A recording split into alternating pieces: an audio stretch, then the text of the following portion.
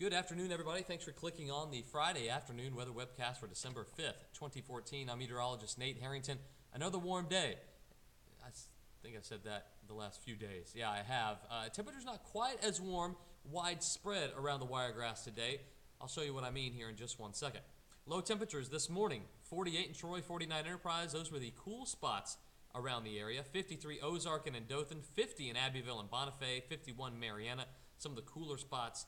And folks near the coast were a little bit milder than everybody else. The pattern for the last 2-3 days has been clouds scour out by the morning. We see a fairly bright late morning and early afternoon, and then the clouds redevelop for the afternoon as the humidity and instability in the air increases. But today, the clouds have stuck around, mostly upper level, but now we're seeing some mid-level clouds develop too, and that's going to stifle temperatures just a little bit. You see numbers not quite as warm as they've been here recently. 72 Dothan and Donaldsonville, 70 in Blakely, 67 in Abbeville.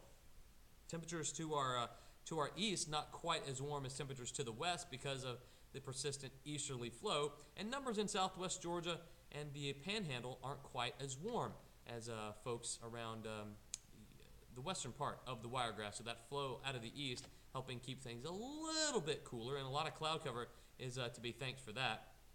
You see all the rainfall that's moving now into the Mississippi River Valley and upper Tennessee Valley. That rain will stay there. It looks like, though, we're going to catch the tail end of the cold front. You can see forming that line of rain from Houston up toward Memphis. That is the cold front developing, and that will give us rain chances by Saturday. Here's the future cast for us. All that major heavy rain stays to our north. We just see the tail end of the front as it drags across the deep south Saturday afternoon. Rain chances aren't that great. We're going to put them probably 30 to 40%, maybe 40 at the extreme end of the scale. But that cold front clears the area, moves through Florida, and we see some cooler air start to spill in.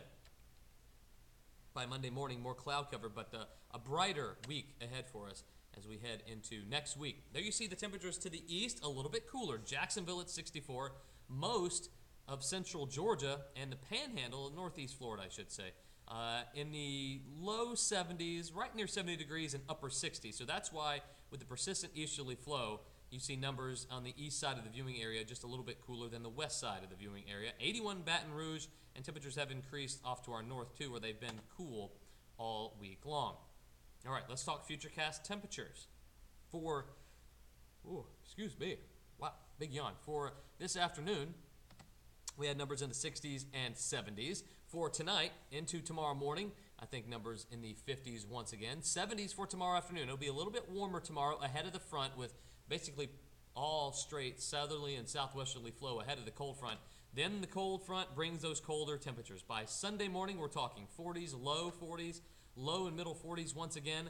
On Monday morning, and afternoon highs on both Sunday and Monday most likely will only be in the 60s. There you see all the cold air to the north, but we'll see after that front moves in, a big trough developing in the east, another one, a little trough developing also by Monday, and that will spill in some of those colder temperatures. A little backdoor front moving in the upper levels at least, and we'll see those temperatures cool down. The futurecast around here for the next 36 hours or so. Lots of clouds around for tonight into tomorrow ahead of the front, southerly flow and warm conditions, even though we'll see a lot of cloud cover. And then the showers move in Saturday afternoon. Very isolated showers, but it should be a pretty well-defined line.